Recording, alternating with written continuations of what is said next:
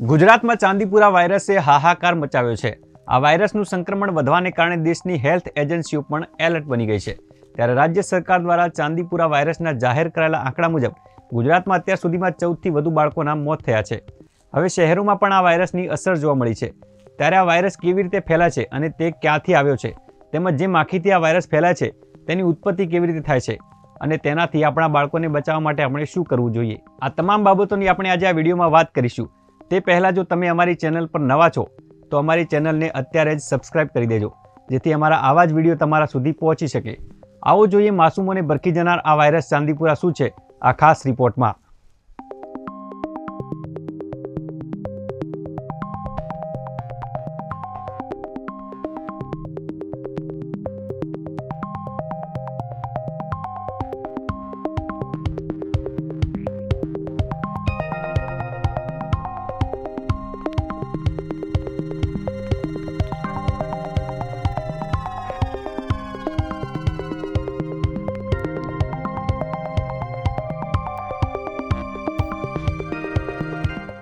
ગુજરાતમાં ચાંદીપુરા વાયરસે હાહાકાર મચાવી દીધો છે।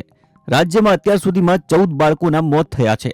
હવે શહેરોમાં પણ આ વાયરસે ઘૂસણખોરી કરી દીધી છે। અમદાવાદમાં પણ આ વાયરસે દેખા દીધી છે અને રાજ્યના અન્ય જિલ્લાઓમાં પણ આ વાયરસનું સંક્રમણ ન ફેલાય તે માટે તંત્ર એક્શન મોડમાં આવી દવાનો છંટકાવ સહિતની કામગીરી હાથ ધરી દીધી છે।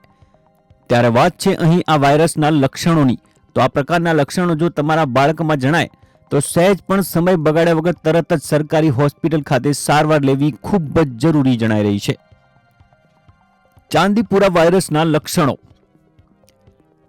અચાનક તાવ અને માથું દુખવું, દર્દીને સતત વોમિટિંગ થવું, અશક્તિને કારણે બેભાન થઈ જવું, મગજનો તાવ આવવો, ફ્લૂ જેવા લક્ષણો જોવા મળવા, ગરદનમાં ખેંચાણ અને માથાનો દુખાવો।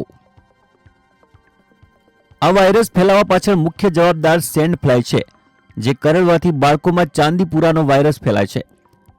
આવો જાણીએ આ સેન્ડ ફ્લાય માખી વિશે। સેન્ડ ફ્લાય ઘરની અંદરની બાજુએ કાચી કે પાકી દિવાલ પર ભેજવાળા વાતાવરણમાં જોવા મળે છે।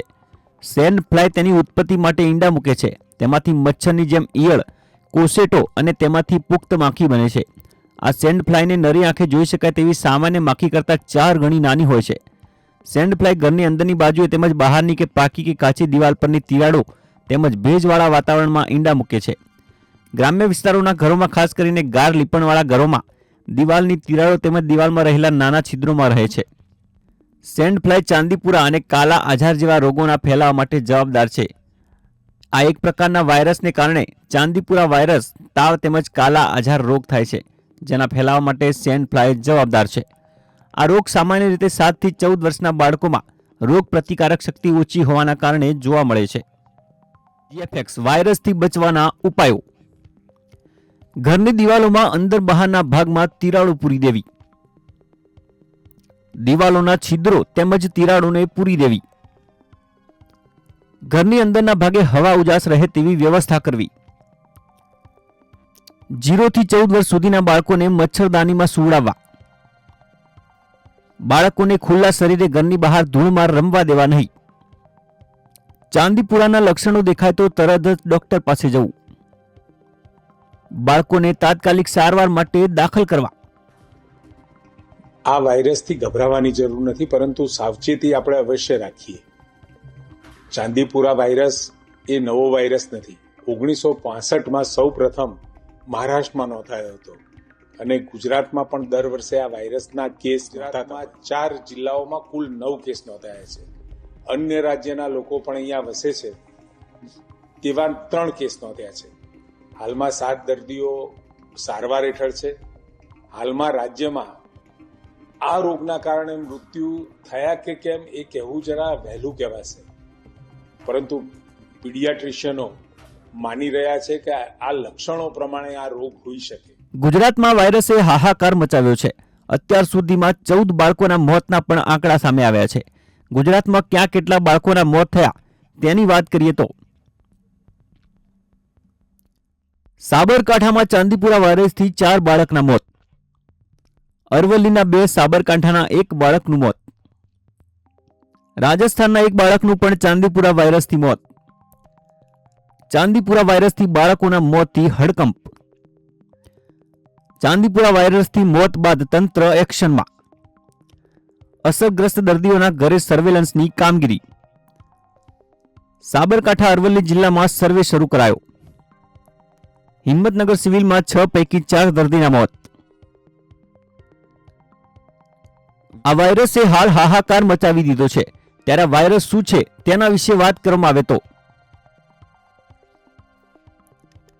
આ વાયરસના ચેપથી માઇક્રોગ્લિયલ કોષોમાં RNA-21 ની સંખ્યા વધવા લાગે છે.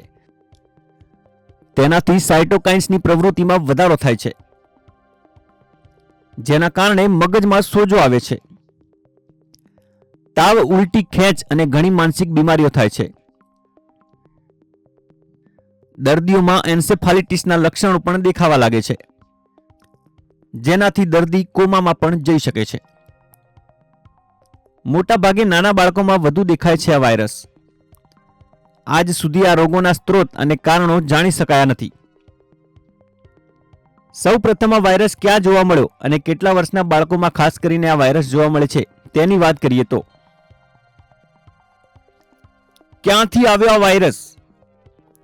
આ વાયરસની ઓળખ 1965માં નાગપુરના ચાંદીપુર ગામમાં થઈ હતી. 2004, 6 અને 2019માં આંધ્રપ્રદેશ તેમજ ગુજરાતમાં આ વાયરસ નોંધાયો હતો. ચાંદીપુરા વાયરસ એ RNA વાયરસ છે. આ વાયરસ મોટે ભાગે માદા લેબોટોમાઇન ફ્લાય દ્વારા ફેલાય છે. મચ્છરોમાં એડિસ મોટે ભાગે આ માટે જવાબદાર છે. 15 વર્ષથી ઓછી ઉંમરના બાળકો તેનો સૌથી મોટો ભોગ બને છે. તેમાં મૃત્યુ દર પણ સૌથી વધુ હોય છે. આજથી 14 વર્ષ પહેલા ગુજરાતમાં ચાંદીપુરા વાયરસે 17 લોકોનો જીવ લીધો હતો. આ વાયરલ એન્સેફેલાઇટિસ નામનો તાવ સેન્ડ ફ્લાયના કારણે આવે છે. ગામડામાં લીપણની તિરાડમાં આ માખી રહેતી હોય છે. તેથી ગ્રામ્ય વિસ્તારમાં ખાસ કરીને જ્યાં માખીનો ઉપદ્રવ છે તેવા જિલ્લાઓમાં રહેતા લોકોએ તેમના ઘરના લીપણને ઉખાડીને બદલી દેવું જોઈએ અથવા તો માખીનો નાશ કરવા માટે કામગીરી કરવી જોઈએ.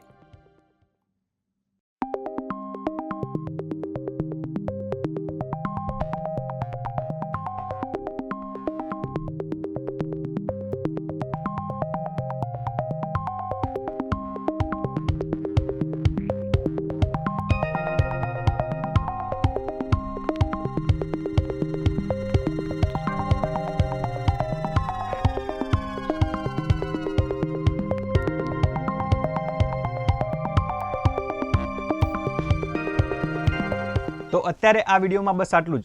જો તમારા બાળકોમાં પણ આ પ્રકારના લક્ષણો જોવા મળે તો તરત જ નજીકની હોસ્પિટલના ડૉક્ટરને બતાવી દેજો, કારણ કે બાળકો માટે આ જોખમરૂપ વાયરસથી તકેદારી રાખવી ખૂબ જ જરૂરી છે.